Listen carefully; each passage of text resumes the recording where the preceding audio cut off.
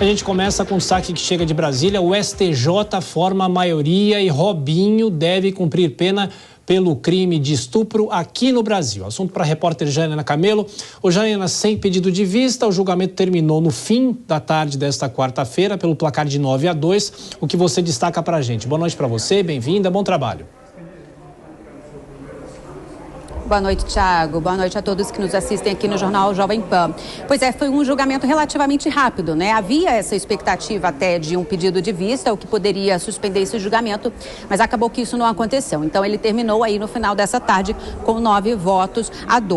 8 ministros, então, votaram seguindo o relator, que é o ministro Francisco Falcão, pelo cumprimento dessa pena do jogador Robinho aqui no Brasil. Lembrando que Robinho ele foi condenado a pena de 9 anos de prisão pelo crime de estupro coletivo, isso lá na Itália.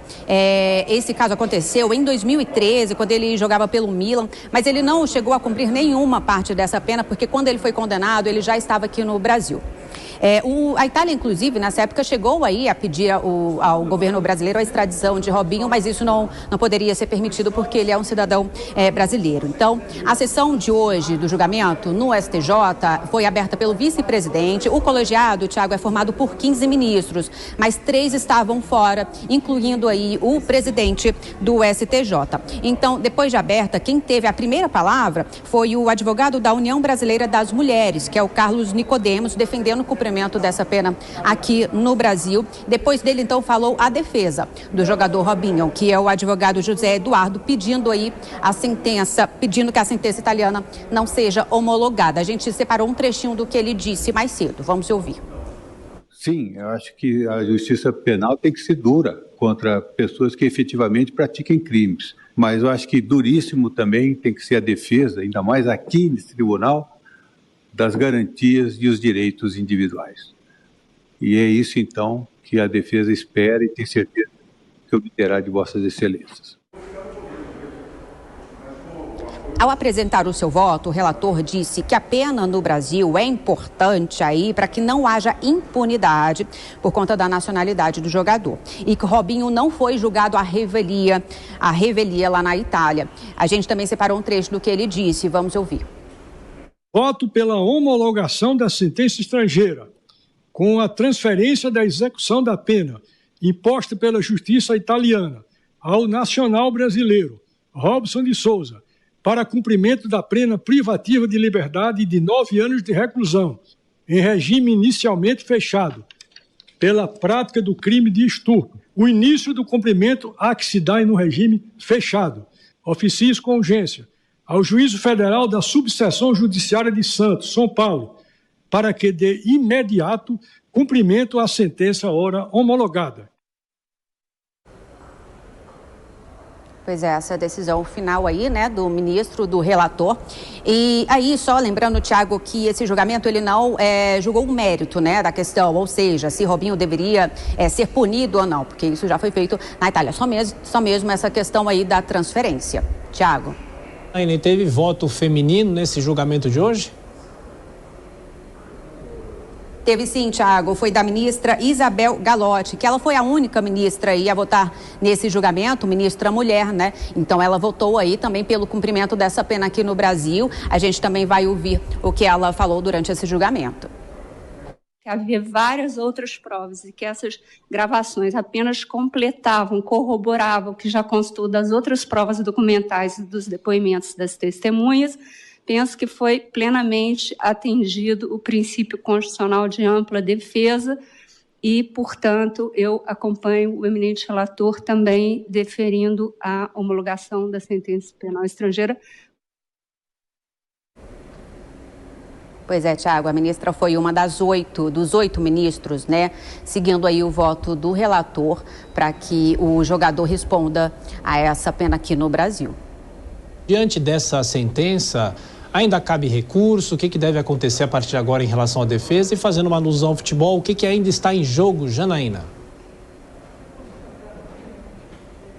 Pois é, Tiago, olha só, cabe sim recurso. Inclusive, a defesa disse que vai sim recorrer ao Supremo Tribunal Federal, que é agora a última instância para que esse caso possa ser levado. Então, aí, como o relator disse mais cedo, que a gente acabou de ouvir, que Robinho deverá cumprir a pena imediatamente em regime fechado, mas a decisão aí de quando isso será feito não cabe ao STJ, mas sim à Justiça Federal. Isso vai para a Justiça Federal de Santos, que deverá executar essa decisão em 48 horas. A defesa do jogador conversou com a imprensa logo depois desse julgamento e disse que já tem pronto aí um pedido de habeas corpus para ser apresentado ainda hoje. Tiago.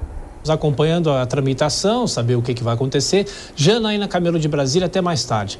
Vou chamar os nossos comentaristas nessa quarta-feira. O Cristiano Vilela está aqui nos estúdios, Dora Kramer também. Começar pelo Vilela para perguntar a questão jurídica de tudo isso. Ô Vilela, o que acontece a partir de agora? A defesa vai recorrer, a própria Janaína falou, a ideia é recorrer ao Supremo, a defesa vai tentar um habeas corpus, mas o STJ deixa claro que ele tem que ser preso, tem que se apresentar, né? Tem que ser preso antes de qualquer recurso. Boa noite, bem-vindo.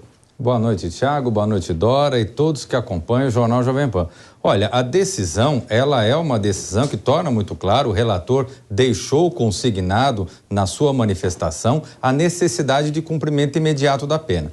É verdade que esse julgamento de hoje, ele ainda pode ser aperfeiçoado com os embargos de declaração que muito provavelmente vão ser interpostos pela defesa de Robinho no momento em que sair o acordo, em que eventualmente tiver alguma obscuridade, algum ponto que seja preciso esclarecer. Isso ainda demanda alguns dias. Existe a possibilidade, sim, de um recurso no STF, através de um recurso extraordinário ou até da impetração de um habeas corpus para se ter uma medida liminar, para que ele possa, pelo menos, responder em liberdade até o final, até o trânsito final do processo com essa apreciação do STF. Mas o fato é que mesmo esses elementos vão poder ter um adiamento pequeno em relação ao todo que já foi apreciado. A maior parte do processo ela já foi apreciada, já foi julgado. Existe uma pequena margem de manobra apenas pela defesa para tentar postergar algo que parece inevitável.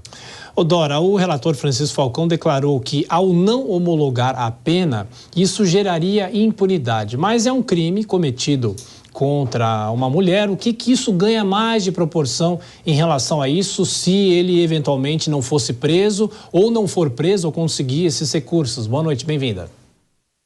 Boa noite, Tiago, boa noite, Vilela, boa noite a todos. Pois é, claro que seria um elogio à impunidade. E essa decisão do STJ, ela é sobretudo didática, né? Porque esse ambiente de futebol, jogadores que se sentem, principalmente esses que são famosos, riquíssimos, se sentem absolutamente acima de qualquer coisa. Eu imagino que esse rapaz tenha, claro que um crime foi cometido há mais de 10 anos, em 2013, e ele imaginou que se refugiando aqui no Brasil, ele poderia escapar de uma punição a um crime que ele cometeu e que aqui tem até regras mais duras que em outros países. Seria, no mínimo, uma incongruência o STJ não homologar a decisão da Justiça da Itália. Gente, não estamos falando de uma pessoa que está em prisão preventiva ou que está sob suspeita, não. É uma pessoa condenada.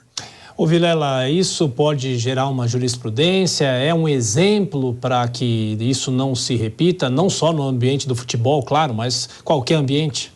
Exatamente, ainda mais quando se trata de casos com grande repercussão, como Robinho, como Daniel Alves, figuras que tiveram grande destaque no esporte, e que isso sirva de lição, né, para as pessoas, de uma forma geral, de que esse tipo de prática, que socialmente até certo ponto foi tolerada por muitos anos, mas que de um tempo para cá isso ficou totalmente inadmissível, não apenas pela pressão da sociedade, mas pela própria legislação, que demonstra isso claramente, e pela própria interpretação dos tribunais, especialmente das cortes superiores.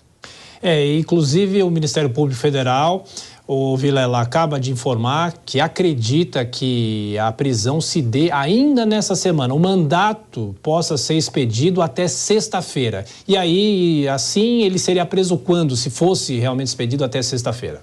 Nesse ínterim, nós vamos ter um habeas corpus ingressado por parte da defesa de Robinho. É esse habeas corpus que eventualmente pode dar uma decisão liminar vamos dizer assim, que permita que ele não seja preso nesse momento. Até porque, por exemplo, no caso do STJ, nós temos ainda o embargo de declaração, outras medidas que ainda podem ser tomadas e que aí sim ele poderia, com isso, com esse habeas corpus, aguardar essas medidas em liberdade.